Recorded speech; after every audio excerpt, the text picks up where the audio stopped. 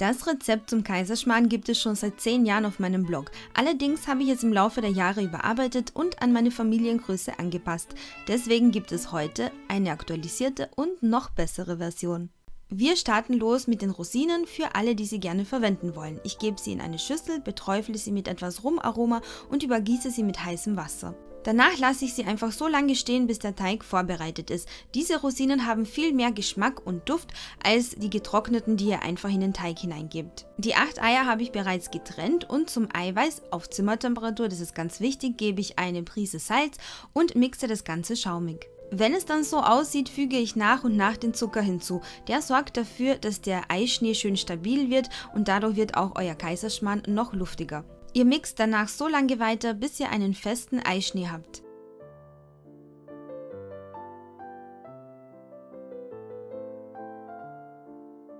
Im nächsten Schritt sind die Eigelbe an der Reihe, da gebe ich noch etwas Vanille dazu, die restliche Portion Zucker und mixe alles schön cremig. Ihr müsst die Rührstäbe nicht wechseln. Gebt die Milch unter Rühren dazu und es folgt das Mehl, welches darüber gesiebt wird.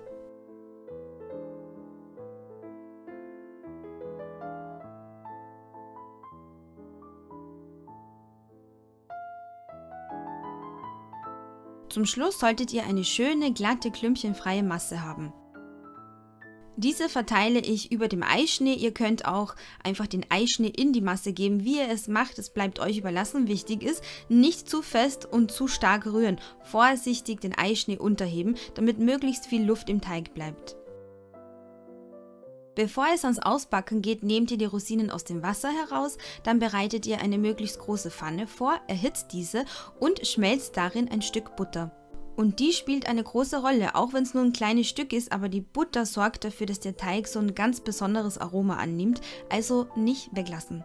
Danach reduziert ihr die Hitze ein wenig, bei mir ist das Stufe 7 von 9 und füllt den Teig ein. Bei mir sind so 2 Schöpfer voll und ich gehe nie ganz bis zum Rand, sondern lasse am Rand immer so 2 cm Platz übrig, damit ich diesen Teig schön wenden kann. Dann verteile ich darauf ein paar Rosinen und warte, bis der Boden eine schöne goldgelbe Farbe angenommen hat.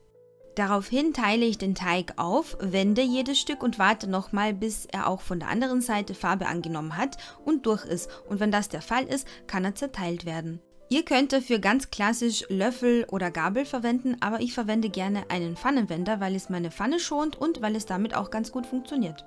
Die einzelnen Stücke wende ich noch 1-2 Mal und nehme sie aus der Pfanne heraus. Danach folgt schon das nächste Stückchen Butter, wiederum Teig und das ganze Spiel von vorne, bis der komplette Teig aufgebraucht ist.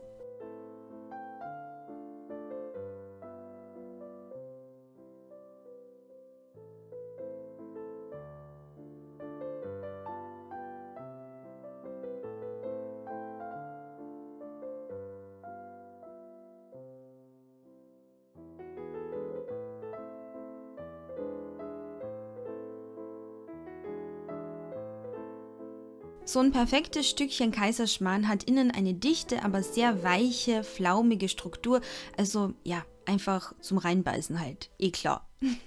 Für mich gehört zum perfekten Kaiserschmarrn beides dazu, und zwar Apfelmus und Zwetschgenröster, und die Rezepte dafür findet ihr auf meinem Blog und natürlich auch ein Video auf meinem Kanal.